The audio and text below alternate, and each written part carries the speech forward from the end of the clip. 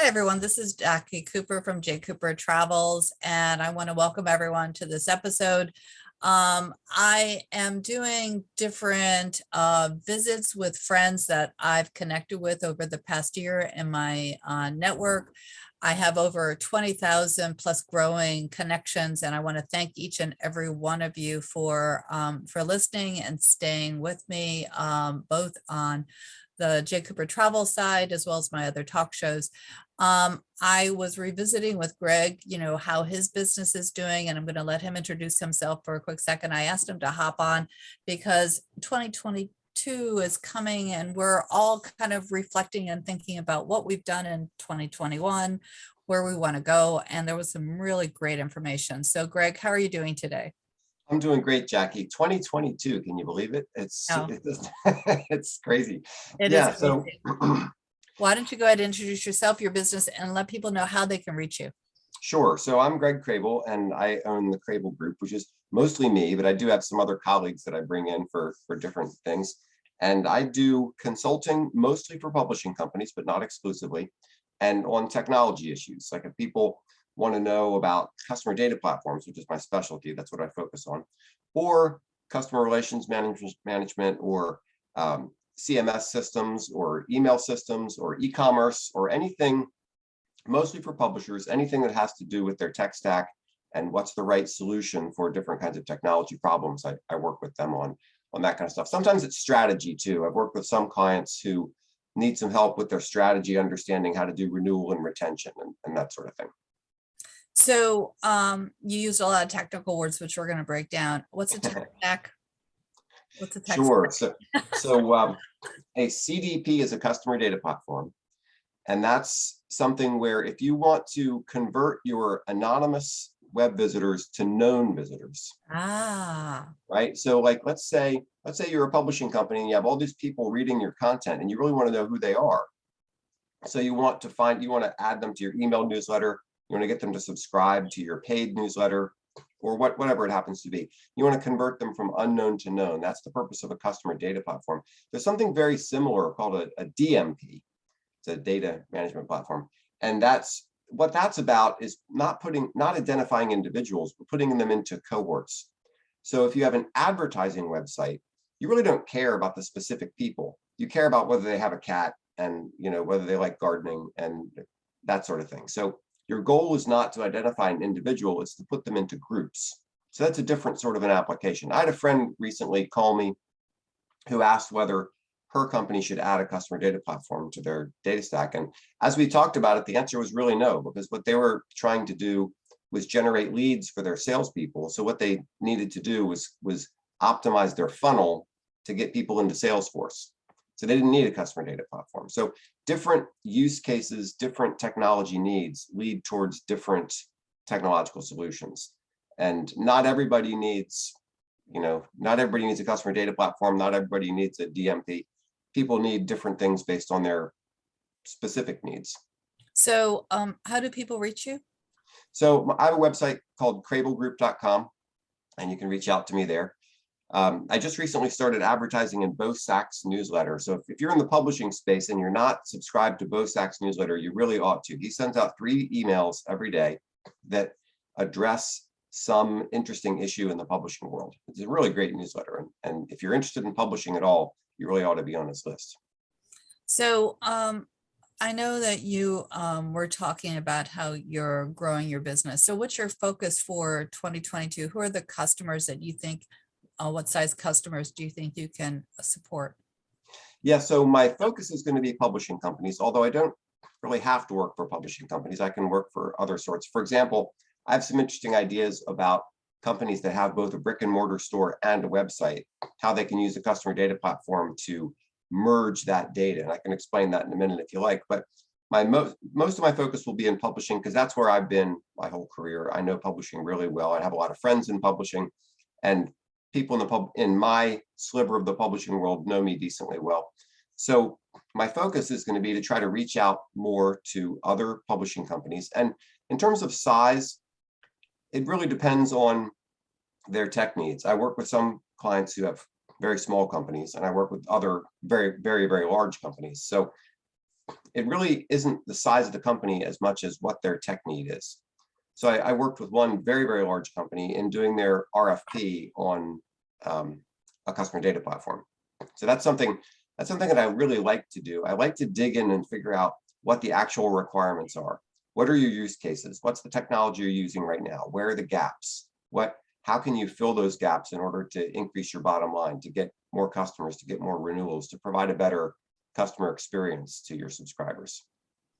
So, do you, how much, when you have a, a contract or you're consulting, is it one time? How do you do this? If someone is not sure, what's the process? Yeah, so it really, sometimes it's just an initial engagement. I had one client who was wondering about doing a mobile app, an app for their website, and they weren't really sure if it was the right solution for them. So they hired me just for a short period of time to look at what they had done, the vendors they had worked with, and to kind of evaluate their strategy and decide if this was a good thing or a bad thing. So that was just a short-term engagement. And then they hired me later to do some more work. But other times there's a big project and they need me for a length of time. And I have other clients that I've been with for like a year and a half now. It's just kind of an ongoing, they need help in this particular area, and I continue to help them. It's more of a process thing. But what I really enjoy doing is figuring out the strategy of my client and how their technology is assisting them or getting in the way of that strategy, and then helping them to adjust and move into a different direction. So going to this new year, and anyone who might be listening, you might be listening to this even halfway through the year, and you can always start your new year anytime. What are the questions that maybe they should be asking themselves, so that way they know that they actually need someone like yourself? Because sometimes we get caught in the day-to-day and we don't realize we actually need an outside consultant like yourself that can actually help us propel our business to the next level. So what questions do you think that they should ask themselves as they're reflecting on what they're doing? Yeah, that's a great question. I guess the first thing would be, if you have some nagging procedural thing that's taking up a lot of your time, that you're just working on something that, we really ought to be able to do this faster. There really ought to be a smarter way, a faster way to do this. And we have people manually picking this and moving things from here to there.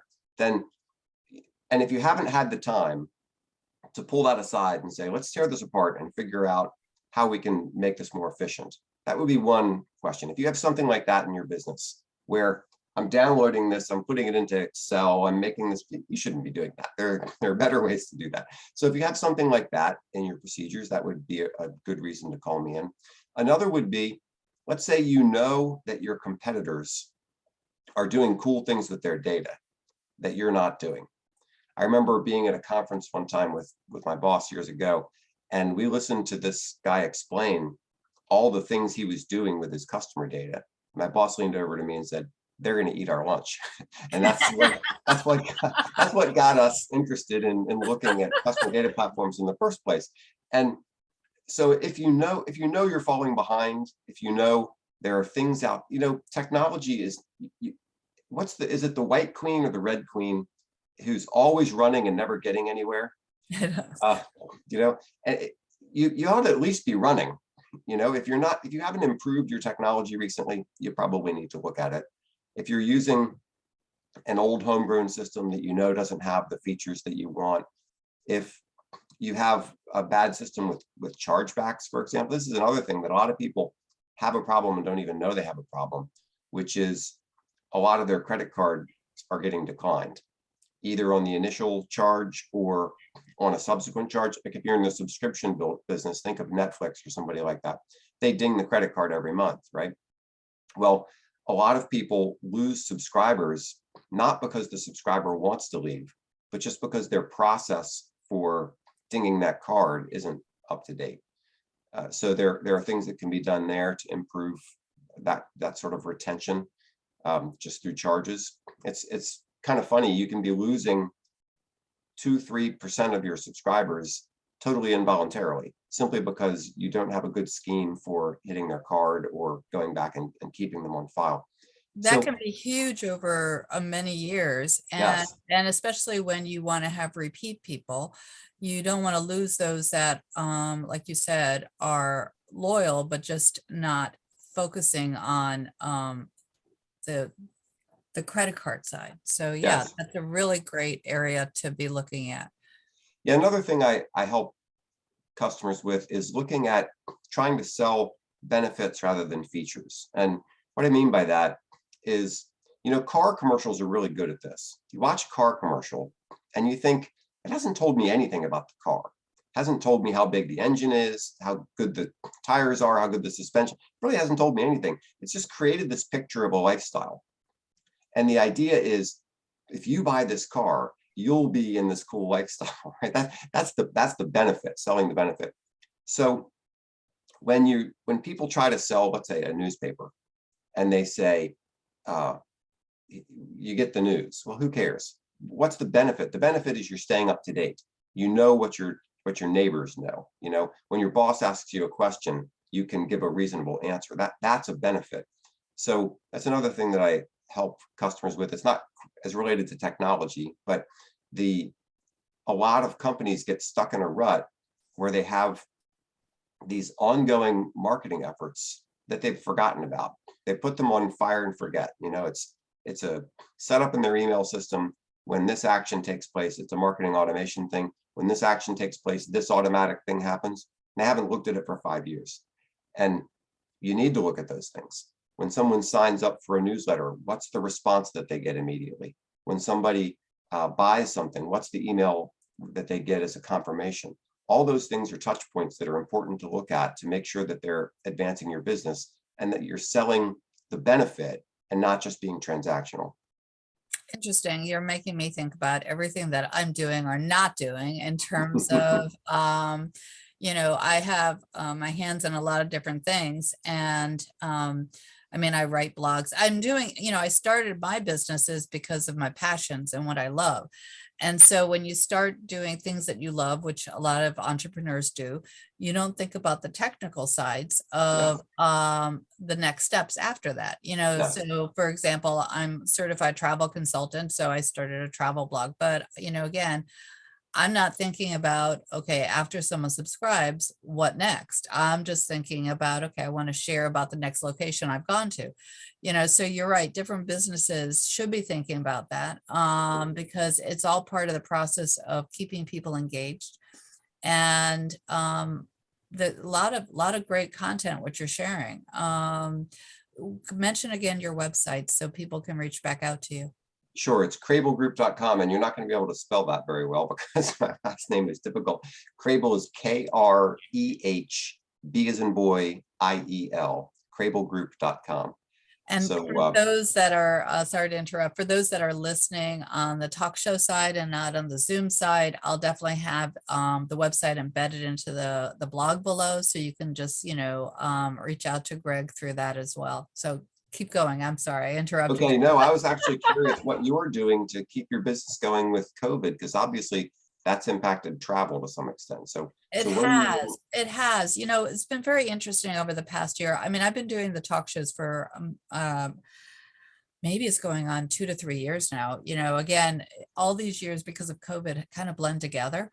And so, it's so funny, right before you hopped on, I was doing my vision board for my businesses. And I looked at my vision board from it's, basically it's on cardboard, and I say 2022, where do I see all these things? And on the back side of the huge cardboard that I have, I know that's kind of old tech, but anyway, I had 2021, and I looked at it, I thought, wow, that's what I was thinking about at the beginning of last year. And my whole framework, because it's sort of like a circle in the middle, and then I have spokes out, Mhm, and is changing in terms of how I'm looking at things and what I'm doing. mhm. And I'm realizing that now people who are listening, please don't get overwhelmed by my various projects, because I have my hands in a lot of things, but there's actually a thread in all of them. It's service, it's education, it's inspiration. It's also things that I love. So I am involved with travel, but I'm realizing that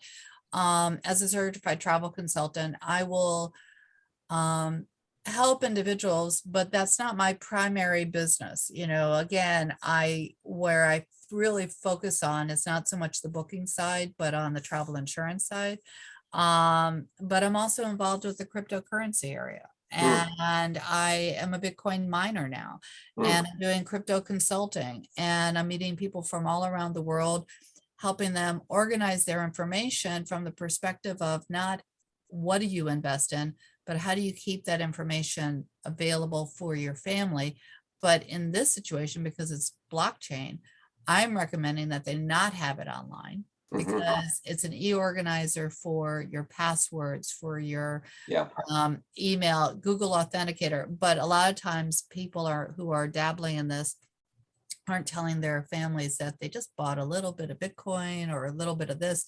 And so in case of an emergency, their family doesn't know how to access this platform. So my Yeah. goal is to make everything family friendly so that way they can. And so another area that I'm exploring, because of my law background, and I'm also an educator, so it sort of combines two hats, is I became this past year an associate of Legal Shield. Hmm, And Legal Shield, for those that don't know, has been around for 50 years.